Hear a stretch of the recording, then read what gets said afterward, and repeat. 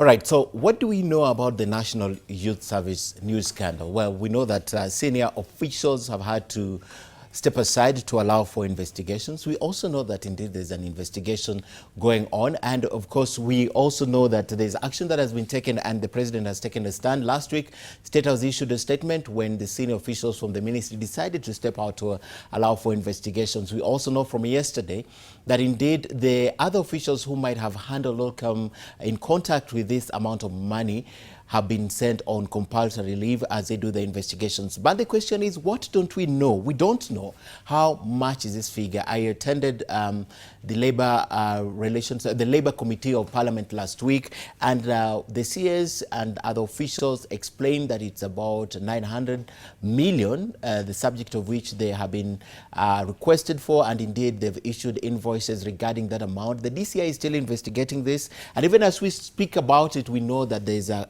inconclusive report that is expected from the DCI. All right, let's bring this conversation to my panel here. It's a conversation that has dominated headlines from the first day Sunday Nation broke this story. I think it was the other weekend. And joining me in studio today is Arnold Maliba. He's the manager, Strategic Partnerships and Policy Dialogue at Emerging Leaders Foundation. Then we have Stella Agara. She's the Governance and Youth Development Consultant, and Charles Munyui, who is a political and governance commentator. Thank you, ladies and gentlemen, for coming. And indeed, this is a huge topic. It's a discussion that can't just end. However, I'm wondering, like last time, 791 million, this elicited straight out a discussion. You know, this figure is disputed, ladies and gentlemen. It's 900 million or 9 billion, but it still dwarfs the 791. However, the conversation that it has elicited among Kenyans, the uproar is not in the magnitude that we saw with the 791. I'd like to discuss about that, but first, let's pick it here. And let me begin with Stella.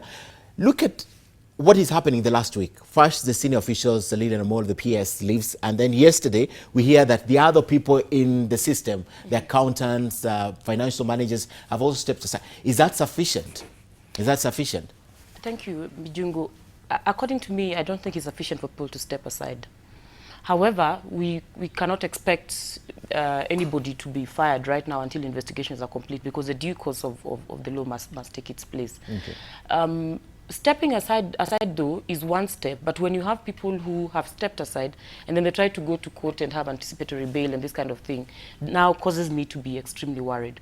So for me, I'm asking myself a number of questions. Why would someone be getting anticipatory bail if they feel like they're not guilty?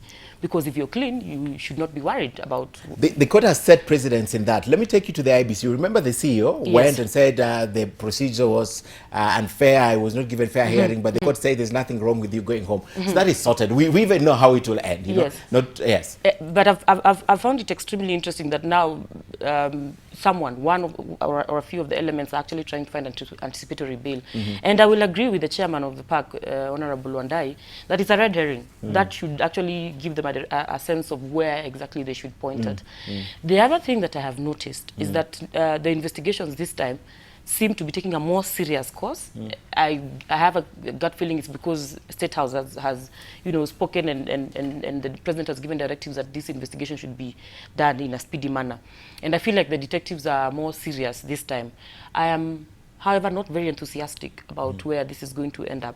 Okay. And for obvious reasons, which we'll obviously be discussing in this show eventually, even to explain the apathy amongst the youth Kenyans, especially, they're not speaking. Arnold. I think we should actually begin on a very different tangent, because as long as there's a heap of money at NYS, corruption is not going to leave. And the investigation we're talking about is actually wrong, because we're talking about DCI and some other guys doing it, and the ESCC is not part and parcel of it. So already we are doing it probably out of design. We are doing it not correctly. But I would like us to go back to the genesis of why we are here today. We don't talk about that, and probably also need to talk about the casualties of this looting. We will talk about it. So where we began is that the president, when he came to power in 2013, he decided that he will give, he spoke so big about youth. But 6 years later on, we can authoritatively say that the president has been so heavy on speaking about young people, but very light in delivery. So he moves away and says he wants to up the budget. The bright people at Treasury You know, it's so easy to say we're going to do this and we'll get money. Treasury has to get somewhere to get the money and put it somewhere else.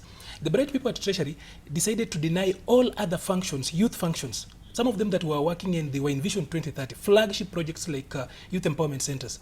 All of them were denied.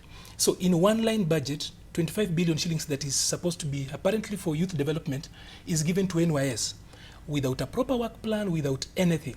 And then the vultures zoom in and they come on board. So when you hear someone saying that 900 million shillings is only 900 million shillings and not 9 billion, you are thinking like the people who left earlier left for about 600, about 700 million shillings. This is already still much higher.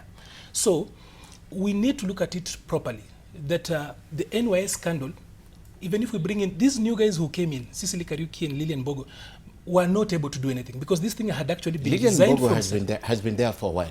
No, she actually was at NEPAD before moving in. It was divided because I remember Engineer Mangiti held one section and Lilian held one section of it. So yes. When Lilian came in, she will not do so much because this thing had been designed to go that direction. Even if you bring in newer people, it has still gone that direction. Okay. The truth is that we need not just to audit the NYS, we need to audit the Directorate of Youth Affairs as organized by President Uhuru Kenyatta, because that is where the whole problem is. Okay. It's not an NYS scandal. It is a youth sector scandal, because all the money that Treasury has been setting aside for youth development has actually, 90% of it has been going to NYS. Okay. All right. You brought in a very good perspective that I also want to talk about, the fact that the amount was increased from 2.5 billion to around 25 billion. But let me hear what Charles says about this. Thank you, Ken. First of all, when we set up in the High Court the Division on Anti-Corruption and Economic Crimes, and we actually gave them practice directions, that was actually launched. We had a problem with the area of investigations and delivery in terms of those people that have been arrested. And the understanding was now at least we have a slimmer way of dealing with these issues in good time, because justice delayed is justice denied. And that was actually the focal point as to the reason as to why we ended up there. Now, the individuals that have stepped aside, or whatever it is that we call it, because it's a term that we are using that is very, very unexplained, if you ask me. And like you rightly said, some of those individuals have actually been there. I think we have a problem of dealing with the symptoms without necessarily identifying where the problem is coming from and dealing with it holistically. Because when it will come to issues of the institution of even a treasury, the aspect of IFMIS, the aspect of procurement and disposal procedures, all those things are issues that are not directly handled by the CS or the PS. There are other individuals in there that work on these things. Now, in the event the bosses are beneficiaries of the Corrupt Act, because that could be a possibility, then we deal with that. But as long as we are only dealing with the top cream and generally leaving everything else that is happening down here, because the money that was given to NYS, you have seen the excitement with parents and Kenyans generally when it comes to matters youth. The issue of NYS people joining, we even bribe, young kids even bribe to join NYS. It's not really a bad thing having that kind of money, because historically Kenyans have been told about youth being assisted, youth being taken to this level or the other level, but nothing has been done. And unless you have a budget, nothing much can happen. We need to work around that budget, like my colleague has said, and agree in principle the money is available. How do we ensure this money is not stolen, number one? Number two, how do we ensure that the projects that we realize as courtesy of this money are the projects that will genuinely benefit the young Kenyans? Okay, and indeed someone has also argued that the problem began when we let go Waiguru and Mangeti and forgot about the enablers, the system itself. And now that is what they are doing essentially by getting them off the system completely. But you realize this has been entrenched for how many years? Seven years. Almost 6 years now. Exactly. 6 years now. And then you get... And probably the officials who are at the ministry before even devolution came in. And I've had my colleague touch on the issue of investigation. And you remember the bravado with which the Ethics and Anti-Corruption Commission was dealing with the issues of the governor of Kirinyaga and the other colleagues at that time.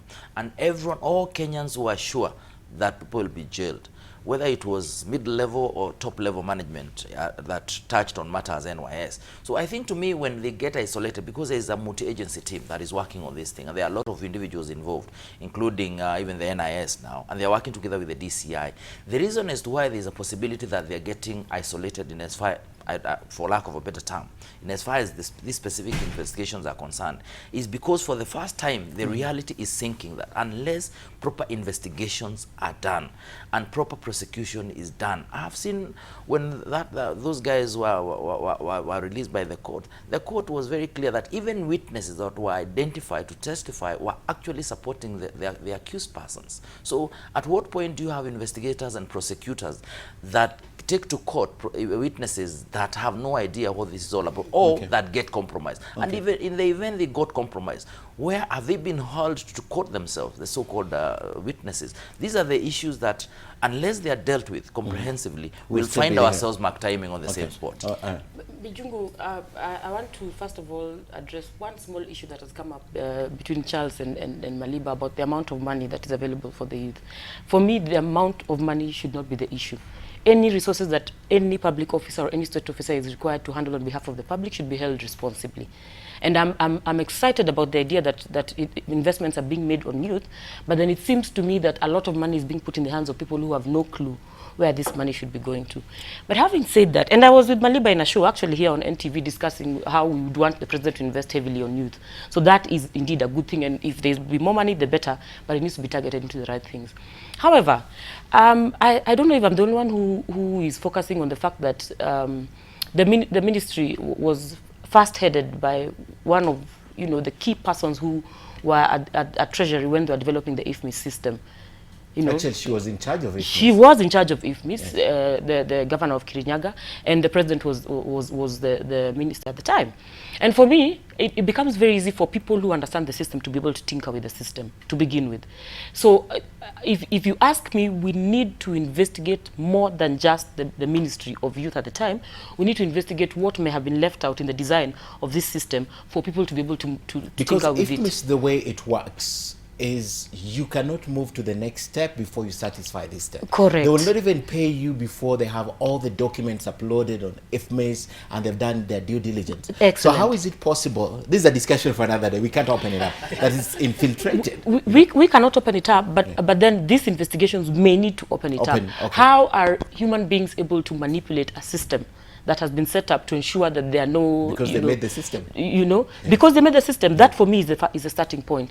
Number two, if there's any sincerity in this country, we have to start discussing how weak the ESCC is. Even if they are brought into this investigation, there are times when ESCC has said they don't have enough resources to investigate the magnitude of the scandals in this country.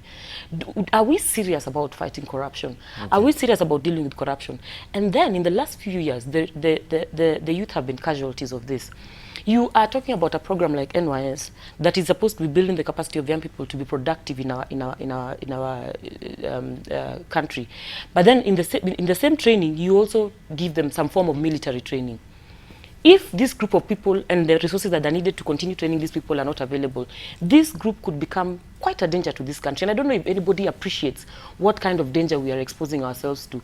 But I think we need to also begin reflecting on what social impact this corruption is having on our country. Okay. Yes. Maliba, you want to add something? I actually just want to say two things before we go back to something I really want us to have a focus on. Number one, on IFMIS. Chinua Achebe says that for every rule there is always an exception. These guys know how to get around these issues. Two, Stella talks about more money going to young people.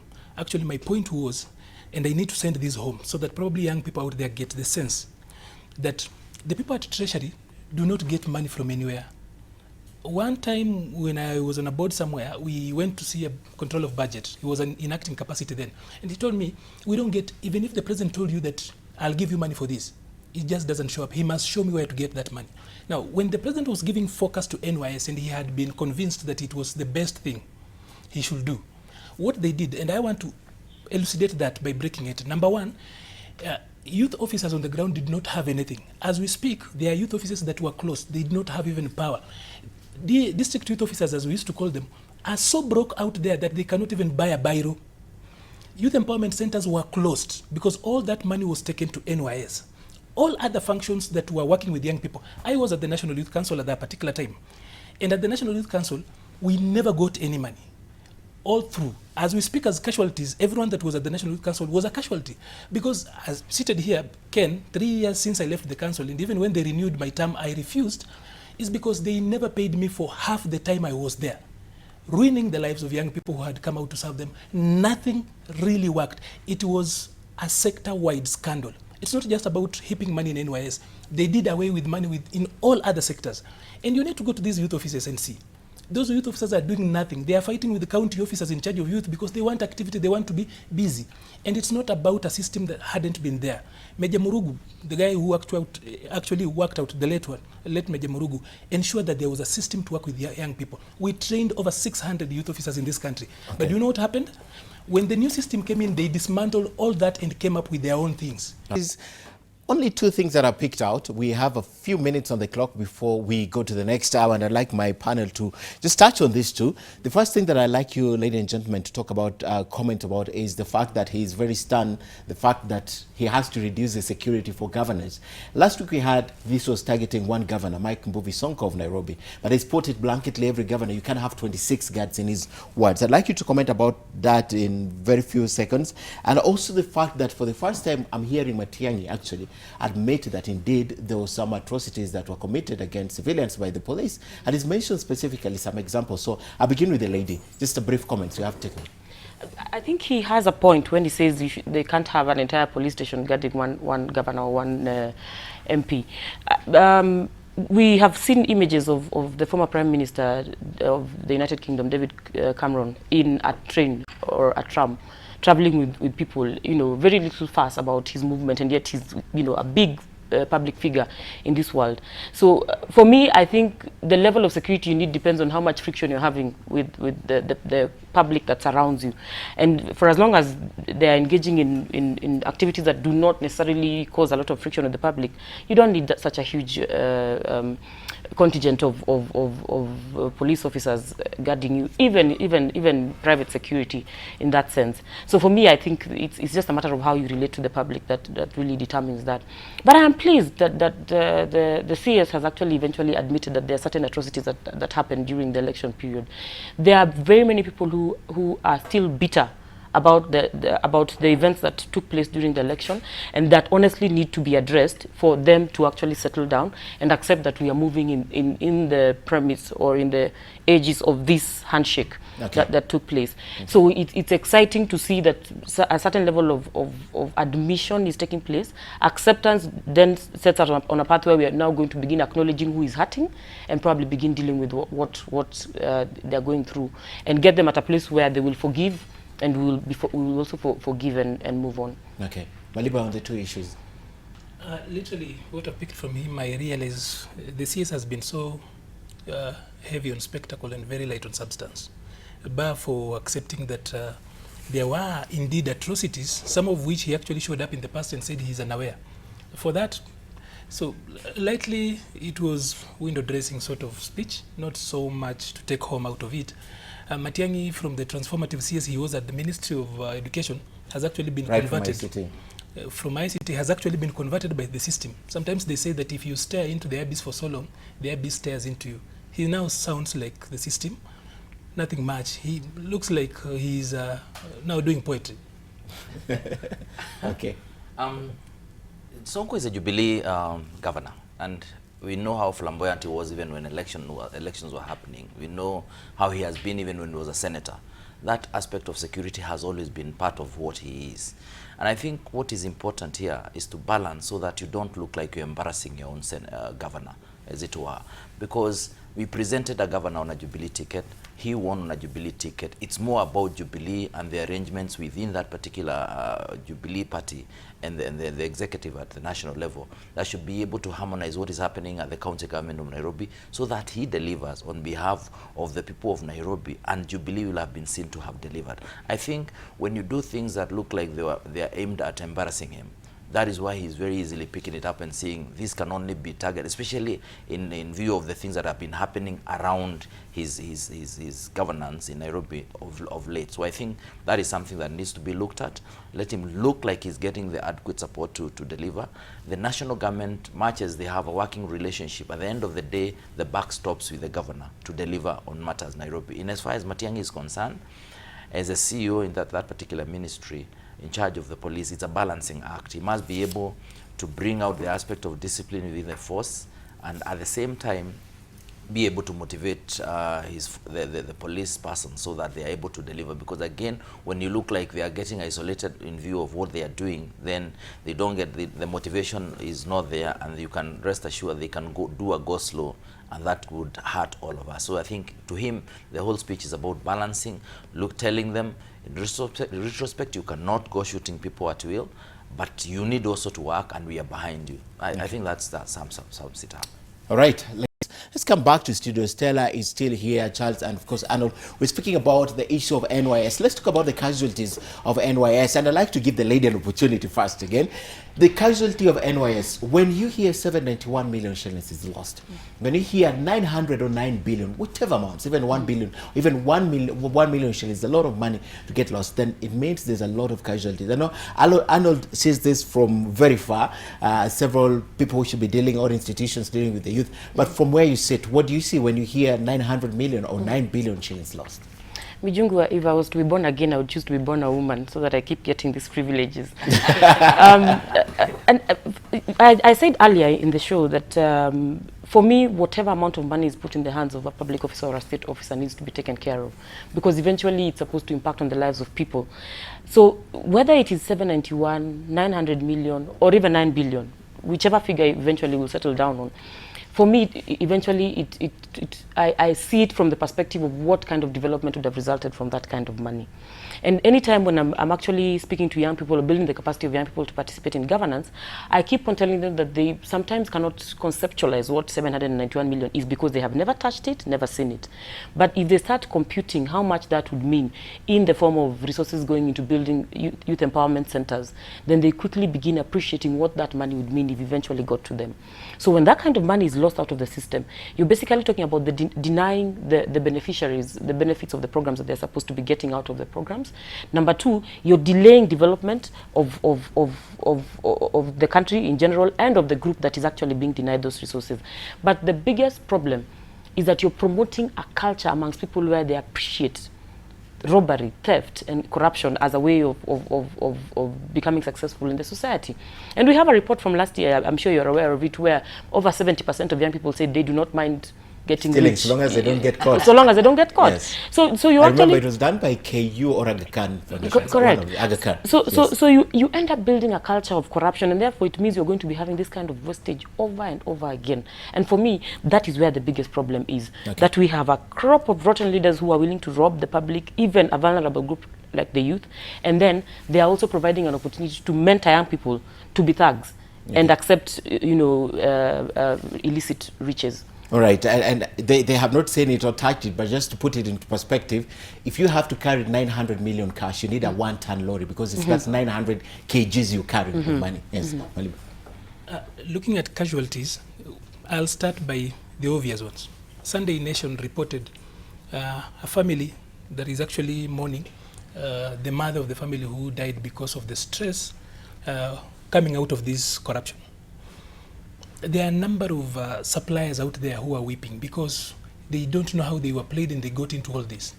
Businesses have been ruined. People's careers have actually been destroyed out of this. And if you realize, it's actually in intervals of 3 years. 3 years after NYS started, there was a scandal. 3 years again after we thought that we had settled that, again the rot comes out. So we've got businesses, careers that have been spoiled, and lives that have actually been messed. Here I'm not talking about young people. Let's look at government itself. The Director of Youth Affairs has not worked for the last 6 years. It has not worked totally. In government, by the way, it's only the Director of Youth Affairs that has got a revolving door. If you start counting in the last 6 years how many people have called themselves directors at the Directorate of Youth Affairs, there are so many. Even as we speak at the moment, probably that is not so clear what is happening. So we have we have actually mutilated the Director of Youth Affairs, and because that is the core unit that oversees youth empowerment, nothing has worked in the youth sector. In the last 6 years, Uhuru has been president. By the President Uhuru has nothing. He will actually show young people and say, this is what I have done for young people. And I think this second NYS 2.0, is actually inviting President Uhuru Kenyatta to audit his youth agenda. He should not just audit NYS alone. Because if he talks about NYS, which was the bane of his youth programs, there's nothing. Do you hear anybody talking about Uwezo? They don't even have a board. We have got youth fund that does not just have enough money to give young people. So youth organs and youth functions in government have actually been reduced to be taking selfies and trending on social media. The only thing you see the chairman and the CEOs of youth serving organizations, or other units within government, is to take photos and to tag along where government is going and to cheer government online. But there are no programs, substantive programs, because NYS is not there. Yet NYS was taking 90% of all the money for youth development. 2, we are talking about young people out there. If you realize, Ken, is that insecurity has actually just gone through the roof. And when you see insecurity going up, especially in urban areas, you know the economy is not working. And the first people who pick up guns, the first people who pick up machetes, go out at night are young people. So there are no jobs. The casualties are enormous. Probably if we started covering this thing from the casualties perspective, we will actually see, you know, if you told me that corruption, public corruption is not is a bad thing in 10 years, or rather probably in 7 years past, I would actually have told you it's not so bad. But I've been there and realized that you can actually even be in government, you work so hard and you don't get your pay. I'm actually using myself as an example. So those guys have actually ruined the young people. And I want to use my own example, plus so many other guys. Those guys ruined us. We have started off afresh, we are doing lives afresh. There are others who have not even recovered. And here are young people who supplied to Agbo, women who went out and took loans and were told that there is the 30%. If you realize 30% is also another scandal that has been out there, that young people come out here and they are running away from debtors. They are running away from people they took loans from. Banks are after them. Government has ruined the young people. Hey, okay. Well, like my colleagues have said in details, the people who supplied and they were never paid, and individuals who just sat in their offices and worked on documents and colluded with government officers and got the money, the sweat of other individuals, and they supplied, they have been auctioned. A lot of things have been happening, and I think that is the first level of casualties that is really, really worrying. Slightly further from there is the belief as a society that our institutions are failing us terribly, because we've seen a situation whereby, like you rightfully said earlier, before we went on a break, you said there was a lot of noise the last time this happened, but now people are not making as much noise. In fact, your media house has been one that has really taken this to the next level. Consistently, and I, from my own personal perspective, we really appreciate what you did, you've done, because it is because of you that everyone else picked it up, and now it's been acted on. The fact that our people have started thinking that corruption might never end, because it cannot be that a few days ago we were talking about NYS, and shortly after that, individuals whom we put in place to be able to clean house are the ones now that are stealing even slightly more than that was stolen the other time. So we are saying in essence that this will continue happening, and my worry is this just confined to NYS, or is it confined across all the other departments of government? And I think that is an area that needs to be looked at, because all departments have an aspect of procurement, all departments have an aspect of IFMIS in terms of payment for contractors. This needs to be looked into, and not just by the Auditor General, because we have auditors, internal auditors that are controlled through Treasury. We need to look at this and ask ourselves, is it possible that the auditors themselves, the internal auditors, are colluding with procurement officers and those in charge of looking at IFMIS to be able to be stealing our money that way? Because you cannot walk in and walk out with money when you've not worked for it. And I think the aspect of us giving up on our institutions, giving up on our systems is a huge loss. Don't forget again, like, this is taxpayers' money. So we are touched, all of us individually and collectively are touched when money is stolen in this manner. So the casualties are many, and the impact will be felt for a very, very long time unless this is addressed holistically, and we see people getting held in even taking 3 years in a court of law. When we worked on, we said that we have now a division that is supposed to deal with this, and we gave practice directions, which means we are able to cut on the time that it takes when a matter is taken to court and when it's concluded. We should be having guys getting jailed or at least released within 6 weeks or thereabout. What is this that we take 3 years to do? Okay. What are these witnesses that we take 3 years to interrogate, and then out of nowhere matters are thrown out of court? So I think these are issues that need to be looked at so that the casualty people can start believing in the systems. Does it bother you that, okay, you want to say something? Yes, I want to say something, Billy. There's a component that we should not ignore, even as we talk about casualties. You called me Billy. Sorry, Mijungu. We have passive corruption and active corruption. Those who are being investigated right now, a majority of them are the active, the people who committed active corruption. But there are those who are passive. For example, amongst the casualties we're talking about, there are some who did not have all the documentation for the transactions. All they had was the delivery note. So how is it that you even accept to engage in business with an agency as big as the government without having any other documentation apart from a delivery note? How do you even defend that? Those are the things IFMIS was supposed to check against. Those are the things IFMIS was supposed to check against, but those are the things also as a businessman you should refuse. But if you're serious about ensuring that corruption stops, that person who enables is supposed to withdraw whatever it is that they're contributing towards the enabling of corruption. Okay. And you begin by saying, I will not engage in this transaction as long as I do not have all the documentation. Correct. Yes. Actually, some of the people who ended up supplying for NYS, and they actually are now part and parcel of the consequences, is that they have been working for NYS for quite a while. So there's just a way they've been working. Normally when you've been pre-qualified and you've been supplying, you are called, given, asked to deliver, and you deliver. They have done that in the past after doing everything. Christians will say after accomplishing all righteousness. The problem has been that now people who did the work correctly, people who just went out, supplied, are now part and parcel of the bigger scheme, or rather are casualties, yet a few people who are supplying air have been paid. So you hear, I know of a case of somebody who says that they saw their name in a newspaper that says they got 39 million shillings, but for all they know and they swear is that they only got 3.9 million shillings. So somewhere there was an algorithm somewhere that was actually making it, multiplying it by 10. So people are suffering not really because they really didn't follow the right path. It's because a system somewhere is really playing games on people. And I want to say that there is no hope lost, because I know there is a feeling that 9 billion and people are treating it like it's just 1 shilling. There is no anger. I know there is fatigue, but this generation must learn to fight for itself. I wanted to talk about that specifically, Maliba. Yeah. I want to talk about the fact that there's not been a lot of action that we saw during the 791 million. Look at even Kenyans, the kind of activity we see, the uproar that we saw then.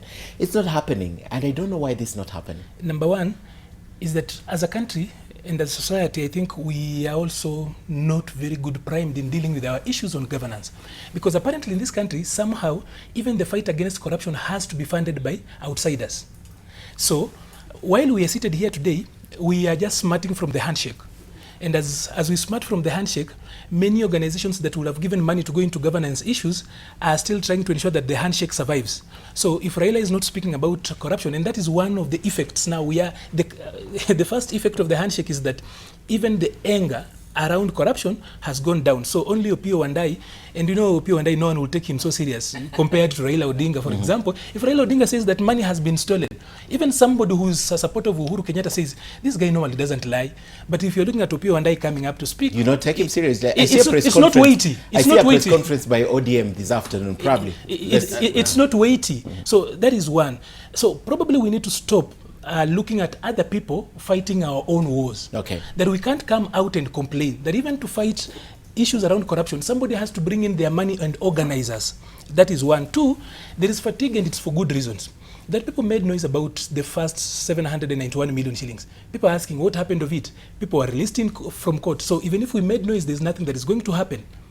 But actually, very few of them are still in court. Anger is building. Yes. That is one thing that we really should not look away from. anger is building. That anger is actually going to give birth to something. And this generation, by the last time young people were as impatient as they are today, the last time the young people of Africa were this impatient, all of Africa got independence, by the way.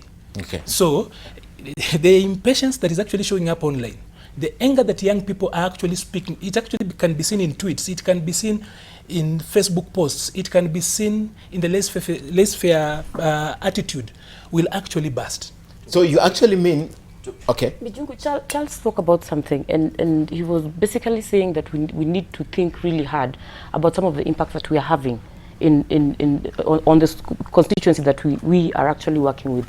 And he specifically mentioned the importance of the society believing in the systems that we have set up to protect us. Okay. Now you have a 791 million, you make a whole fuss about it on Twitter or wherever your platforms, you even go on the streets about it and say somebody should be fired. And of course, in typical Kenyan style, you also develop memes to accompany that. And then out of all that, all you get is a spectacle. You know, someone coming in and saying they carried huge amounts of money in bags and then they walk out of the room. And you're thinking, okay, so what then is this? And then it moves from that point where someone could actually confess to have collected money in bags and moves to one of the biggest names on the list becoming a governor in the country. Okay. So you're asking yourself, is this system genuinely interested in fighting corruption? And then when it becomes clear to you that the system is not willing to fight corruption, you probably are going to become apathetic, just like we are right now, thinking that even if I make noise, eventually it's not going to impact on anything. But Maliba has mentioned that when people don't make noise, the system should be more worried. Something I used to admire about Kibaki is that he gave space for noise to be made, and every time noise was not made, you would see him taking bigger action on some of those issues. Because when people are not making noise, it basically means it's boiling in them. The gentleman who burnt himself in Tunisia was someone who was extremely fed up and had stopped, you know, interacting with the system for a long time, and then one day he burnt himself and there was a revolution in Tunisia. The anger in this country, we may have gotten a handshake, but the anger still remains. And then add on to that all the levels of corruption that are being committed, and people are just watching. Some of them are going to bed hungry at the end of the day, and you're telling them that someone has you know, embezzled those big amounts of money. Okay. Eventually, it is going to erupt, and when it does, I think there'll be even bigger casualties. Think of, as Charles speaks, Arnold and Stella, think of what 900 million could do, and put that to perspective for Kenyans.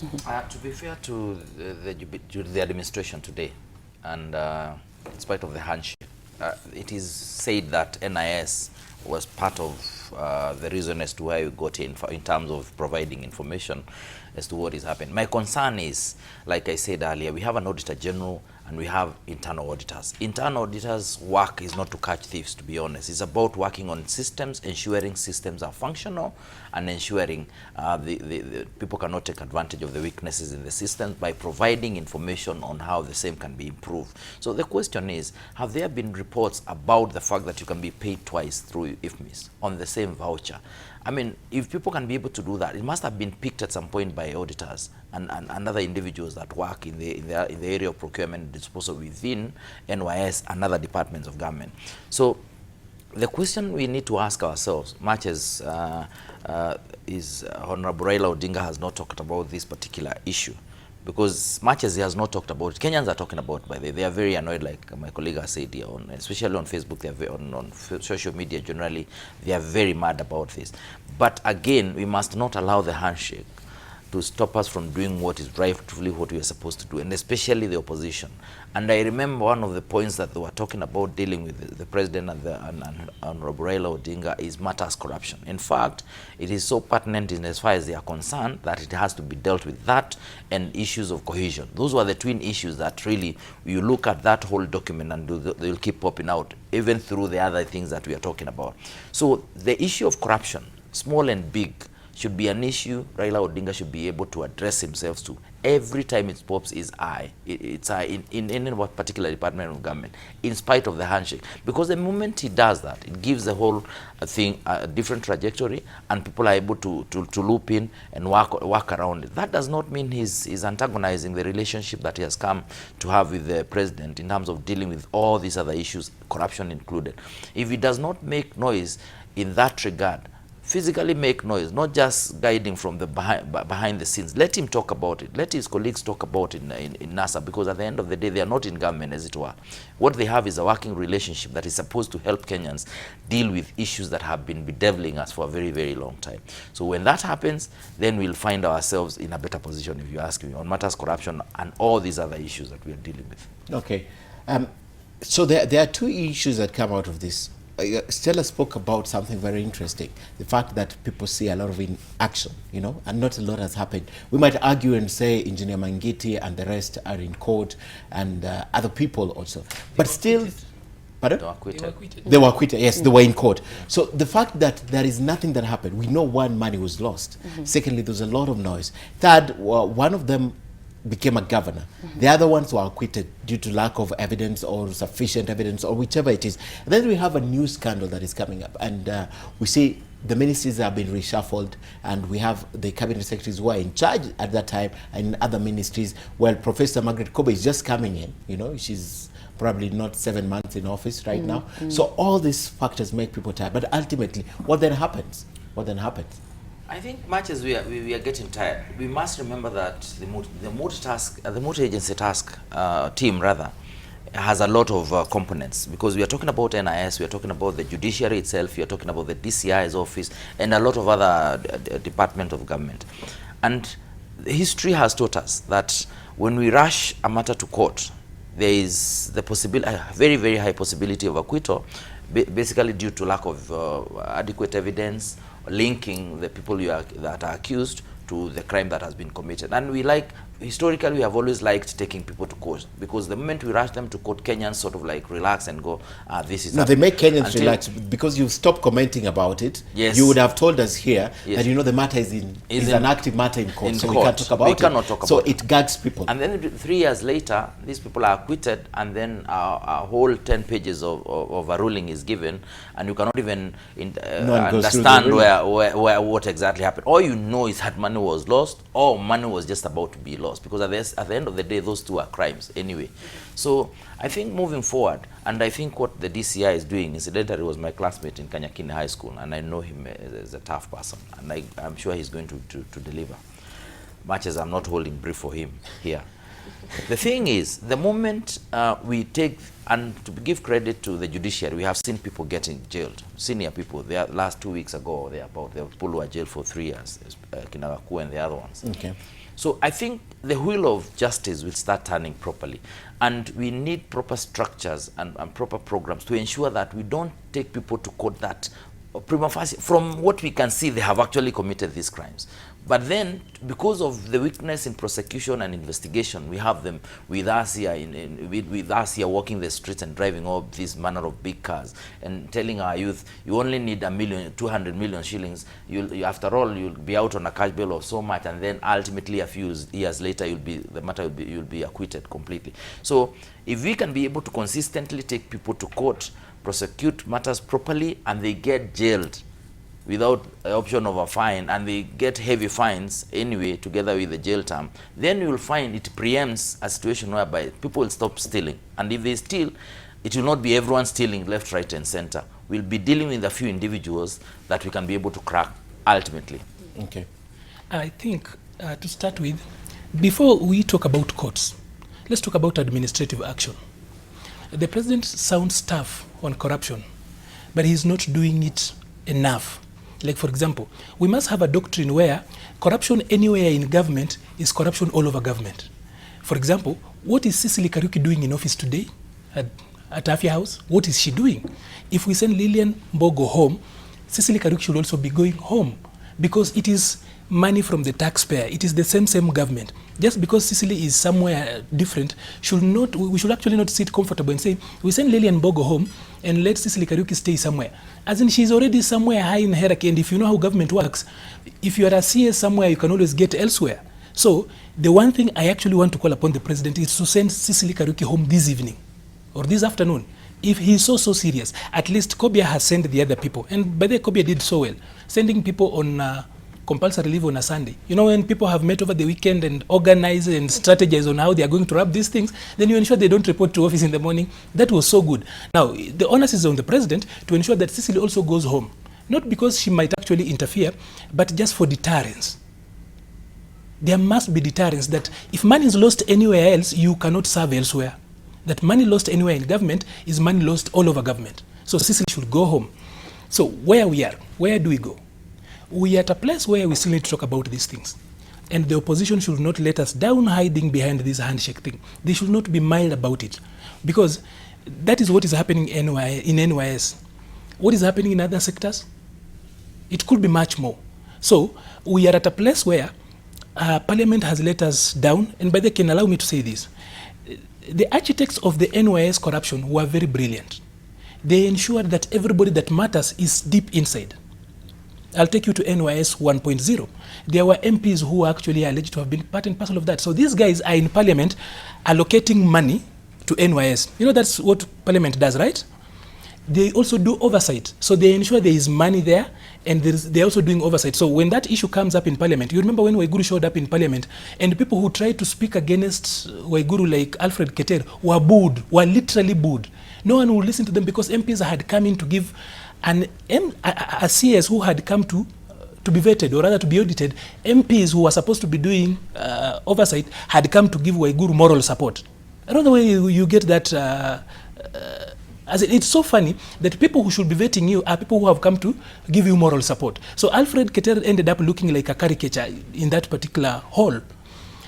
They ensured that people within government, in different, if you remember very well the 791, everyone, the network was so wide, both in Parliament, in the executive, and all aspects. So MPs will not speak out so loudly and so strongly against that scandal. The same thing. And you know, DCI has actually been very nascent about this issue, saying that this thing involves very VIPs. They're not mentioning names yet, but they say this thing is big and it involves so many other people. So I think... Was it appropriate, now that you've spoken about that, was it appropriate for them to indicate they're doing that investigation, let it out to the media before the investigation was conclusive? What do you think? Well, for guys who have had an experience with the deep state, you realize that this investigation has been going on for quite some time. By the time they came up, they were probably being told that this is not your forte, this is the EACC. You know, even within government, in deep state, there is so much that moves down there. So by the time they came out, they actually wanted, I think, public support. That is why DCI and NYS was actually even roped in to be pronounced. And I actually saw a very funny thing, that the PS went out and said that NYS is exaggerating. As in, you know, that was careless. Okay. That was careless. So by the time DCI was coming out, I think they had hit some snag somewhere and decided, let us come on top so that we also have got public support. And I think NMG has really given them good support. I think if you remember the last time we were investigating this, there was even an issue of who actually gave us this information, who was a whistleblower, who was doing this. And I think the DCI and NIS wanted Kenyans to appreciate that they were on top of this. And again, if you look at even the Constitution, we have a right to have this kind of information. Article 35 is very clear on how we should be able to access this kind of information. If there's an investigation going on around an institution like the NYS or any other institution for that matter, we need to have that information out in the public domain so that even the public can have the confidence in the knowledge that something is being done when corruption. And again, it preempts. In the event someone was looking at going ahead and doing the same thing. Remember, there are a lot of other pending vouchers apparently that needs to be paid. I think amounting to over 15 billion or something. Yes, like that. And they had stopped it. And they had stopped it. Yes, so a lot of things could happen around that time, and then you are shut down as an institution that is trying to investigate, because like my colleague said, if there are top guys out there that are controlling this kind of thing, two things can happen. You can be shut down, and the money that's spending that can actually be paid even when you're doing the investigations, as long as you're doing it quietly. So it was in order for that information be out here in the public domain. But I think more importantly, moving forward, we need that multi-agency team to function slightly better, because from the point of investigation, because Kenoti can do a very, very good thing. Then he hands over to a DPP. How will the DPP deal with this kind of situation? Will they be able to prosecute this matter properly? Much as we are talking about, even before we get there, like my colleague has said, what is happening with our institutions, the auditors, the audit procedures that are supposed to happen. At what point did we throw out the public procurement and disposal law, that we can call suppliers and tell them just bring, then we can do the paperwork later?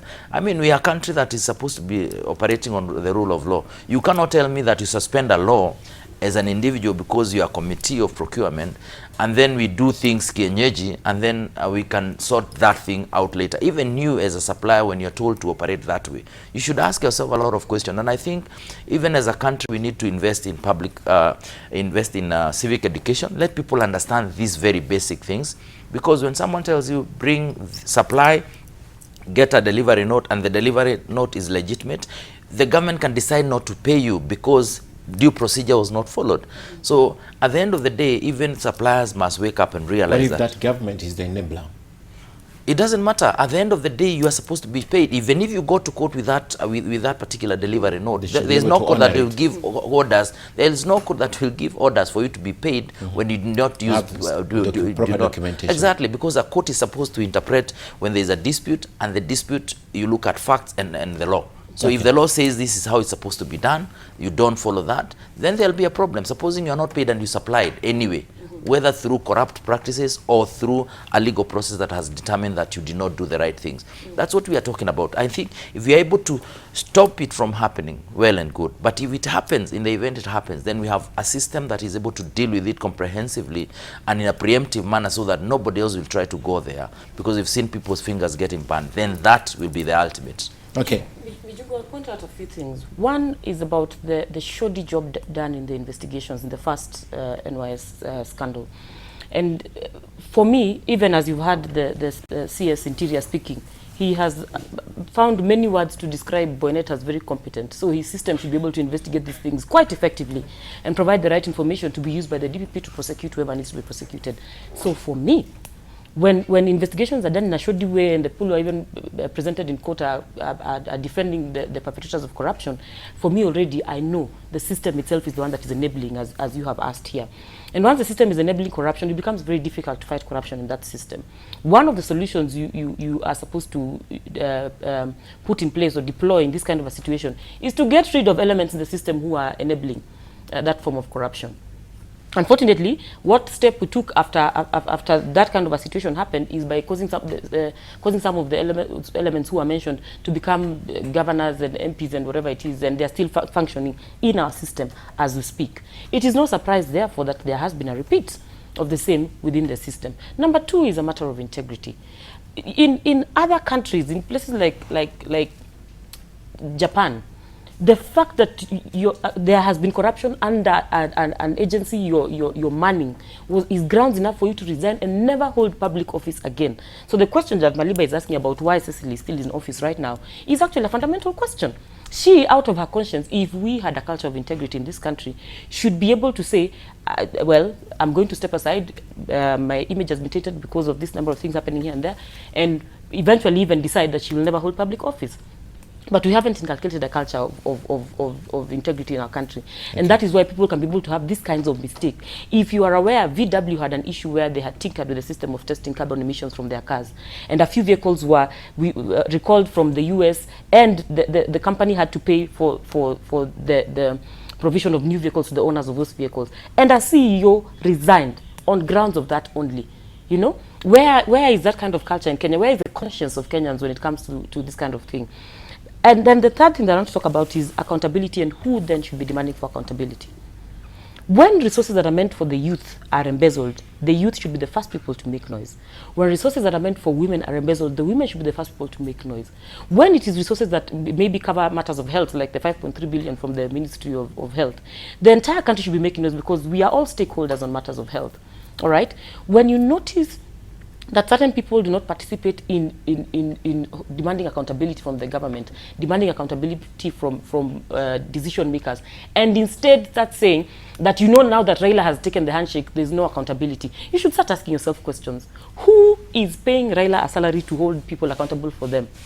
All right? What is our level of engagement in politics? When you understand your role as a citizen, you should know that nobody holds brief for you on matters of holding people accountable. Okay. Raila does not owe any young people, any young person, the responsibility of demanding for accountability on NYS for them.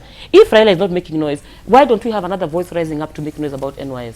No one will take them serious. Why don't we have young people? No one will take them serious. There's a level of practice, consistency, and research and continuous engagement that caused Raila to be taken seriously on matters of corruption. One of them was the fact that every time he spoke, he would provide factual information and he would point you at the place where you'd get answers. That is number one.